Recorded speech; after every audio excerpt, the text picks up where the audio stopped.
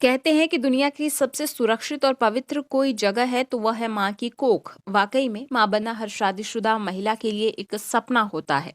लेकिन आजकल माँ बनना इतना आसान नहीं रहा। आज की भागदौड़ की जिंदगी और व्यस्त दिनचर्या की वजह से माँ बनने में काफी कठिनाई भी होती है। कई बार कामकाज में व्यस्त रहने या फिर शादी लेट होने के कारण बच्चे की प्लानिंग में देरी होती है। इस वजह से महिलाओं में गर्भावस्था से जुड़ी कई प्रकार की जटिलताएं भी सामने आ रही हैं। उन्हीं में से एक है प्लेसेंटा प्रीविया, जिसे हम लो लाइंग प्लेसेंटा भी कहते हैं। गर्भावस्था में निषेचित अंडा या फर्टिलाइज्ड एग फैलोपियन ट्यूब से होते हुए गर्भाशय में प्रत्यारोपित होता है।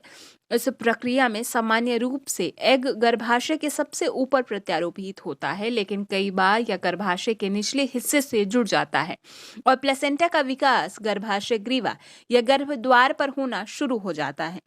प्लेसेंटा मां के शरीर का वह हिस्सा होता है जिसे गर्भस्थ शिशु को ऑक्सीजन और पोषण मिलता है। प्लेसेंटा का एक सिरा गर्भनाल या अम्बिलिकल कॉर्ड से और दूसरा सिरा बच्चे से जुड़ा होता है। सामान्य गर्भावस्था में प्लेसेंटा गर्भाशय के ऊपर की तरफ या बगल से जुड़ी रहती है, जबकि प्लेसेंटा प्रीविया की स्थिति में यह गर्भाशय ग्रीवा या सर्विक्स और गर्भद्वार को आंशिक या पूरी तरह से ढक लेती है। इस स्थिति को प्लेसेंटा प्रीविया या लो लाइंग प्लेसेंटा भी कहते हैं। प्लेसेंटा गर्भाशय की दीवार से चिपकी हुई संरचना नहीं होती। लेबर पेन यानी प्रसव के दौरान गर्भाशय ग्रीवा या गर्भद्वार के खुलने के समय गर्भाशय की दीवार से अलग हो जाती है और शिशु के जन्म के साथ ही बाहर आ जाती है। प्लेसेंटा प्रीविया की स्थिति में जब लेबर के दौरान गर्भाशय द्वार खुलता है तो उस समय प्लेसेंटा को गर्भाशय से जोड़ने वाली रक्तवाहिकाएं फटने लगती है और भारी मात्रा में रक्तस्राव होता है। क्योंकि प्लेसेंटा गर्भद्वार पर जुड़ा हो रहता है, प्लेसेंटा के गर्भद्वार पर होने से बच्चे के योनि मार्ग से निकलने का रास्ता बंद हो जाता है। ऐसे में मां और बच्चे दोनों की जान के लिए खतरा हो सकता है। ऐसी स्थिति में वजाइनल डिलीवरी या नॉर्मल डिलीवरी नहीं हो पाती और सी सेक्शन या सिजेरियन डिलीवरी अनिवार्य हो जाती है। ऐसी स्थिति में गर्भावस्था के 4 महीने या उसके बाद दर्द या दर्द रहित रक्तस्राव भी हो सकता है।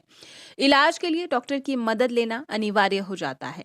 गर्भावस्था के दौरान किए जाने वाले अल्ट्रासाउंड, विशेषकर 20वें सप्ताह में किए जाने वाले स्कैन से प्लेसेंटा प्रीविया की स्थिति का पता चलता है। लेकिन प्लेसेंटा प्रीविया की सही स्थिति की जांच के लिए टीवीएस यानी ट्रांस वेजाइनल अल्ट्रासाउंड की आवश्यकता पड़ती है।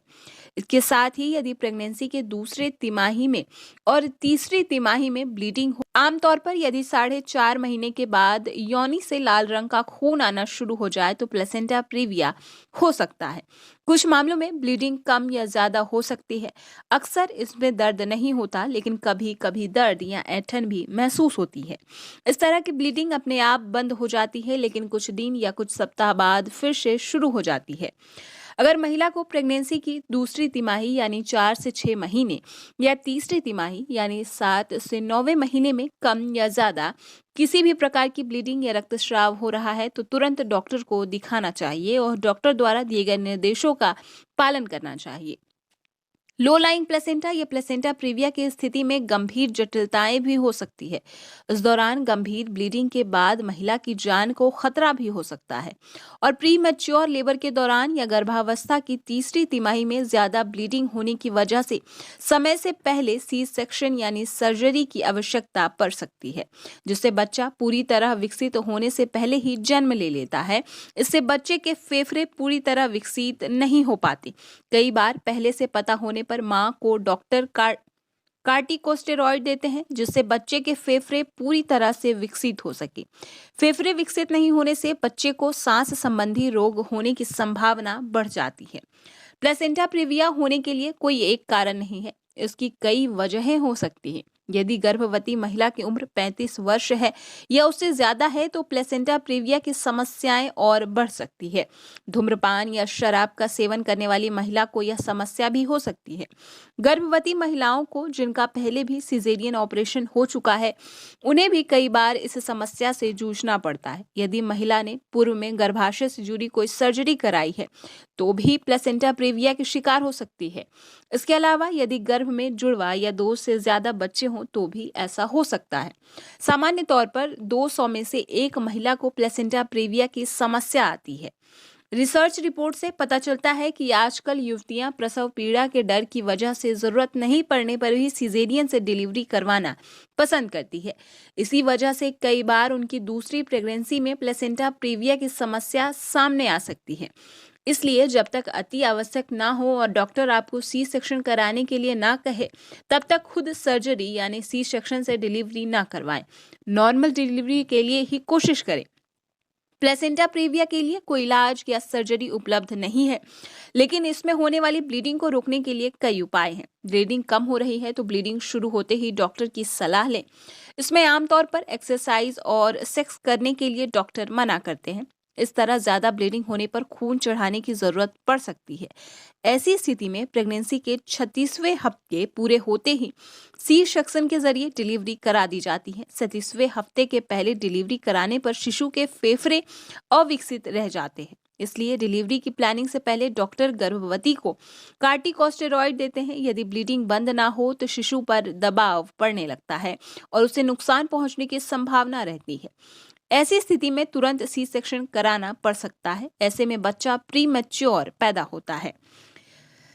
ऐसे में डॉक्टर पूरी तरह से बेड रेस्ट की सलाह देते हैं। ऐसा इसलिए कहा जाता है क्योंकि प्लेसेंटा पहले से ही नीचे है और उस पर और दबाव पड़ने से ब्लीडिंग बढ़ सकती है।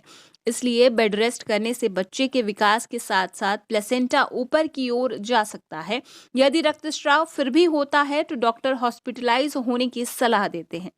अधिक ब्लीडिंग होने पर डॉक्टर इससे जुड़ी दवाई और इंजेक्शन भी बढ़ा सकते हैं। इस दौरान दी जाने वाली दवाओं से गर्भवती महिला को मॉर्निंग सिकनेस, बेचैनी, उदासी, अधिक जी मिचलाना, नींद न आना जैसी समस्याएं भी हो सकती है। यही वजह है कि ऐसी स्थिति में डॉक्टर ट्रेवल ना करने की सलाह भी देते हैं, क्योंकि ट्रेवल करने में लंबे समय तक बैठना पड़ता है और इस दौरान झटके भी लगते हैं। पूरी प्रेगनेंसी के दौरान डॉक्टर दंपत्ति को सेक्स करने के लिए भी मना करते हैं। डॉक्टर पैरों के नीचे तकिया लगाकर लेटने की सलाह देते हैं ताकि प्लेसेंटा नीचे ना आ पाए। इसके अलावा डॉक्टर गर्भवती को अधिक चलने फिरने के लिए भी मना करते हैं। खास तौर पर सीढ़ियां उतरने चढ़ने और पेट के बल लेटने के लिए सख्त मनाही होती है। पर्याप्त मात्रा में पौष्टिक भोजन, खासकर आयरन से भरपूर भोजन जैसे लाल मांस, दाल, दलहन, हरी पत्तेदार सब्जियां और डॉक्टर द्वारा दिए गए आयरन सप्लीमेंट ले। इसमें कोई लापरवाही ना बरते। ऐसा करने से शरीर में खून की कमी हो सकती है। डॉक्टर के बताए अनुसार चेकअप और स्कैन कराने से ना चूके। शिशु के विकास और मूवमेंट पर नजर रखें। कोई परेशानी होने पर तुरंत डॉक्टर से संपर्क करें। डॉक्टर के निर्देशों का सख्ती से पालन करें। प्लेसेंटा प्रीविया से जुड़ी दूसरी समस्याओं के बारे में भी आपको बताते हैं। प्लेसेंटा अक्रीटा, यह प्लेसेंटा प्रीविया से जुड़ी दुर्लभ स्थिति है। इसमें प्लेसेंटा गर्भाशय की दीवार में काफी गहराई तक प्रत्यारोपित हो जाता है। बच्चे के जन्म के बाद बाहर न आकर गर्भाशय से जुड़ा रह जाता है। इसकी जांच डॉपलर स्कैन या मैग्नेटिक रेजोनेंस इमेजिंग यानी एमआरआई द्वारा की जाती है। ऐसी स्थिति में सी सेक्शन के द्वारा खून की कमी होने की काफी संभावना रहती है। ऐसे में कई बार गर्भवती की जान को खतरा भी हो सकता है। वासा प्रीविया, प्लेसेंटा गर्भनाल बच्चे और गर्भाशय दोनों से जुड़ा होता है। वासा प्रीविया की स्थिति में गर्भनाल रक्त नलिकाएं गर्भाशय ग्रीवा या सर्विक्स को ढकने वाली झिल्लियों से होकर गुजरती है। ये झिल्लियां गर्भनाल या प्लेसेंटा द्वारा सुरक्षित नहीं रहती, इसलिए आसानी से फट सकती है। इस वजह से होने वाले रक्तस्राव से बच्चे की जान को खतरा होता है। कई बार इसका पता प्रसव के दौरान पानी की थैली फटने पर ही पता चलता है। ऐसी स्थिति में आपातकालीन सी सेक्शन करना पड़ता है।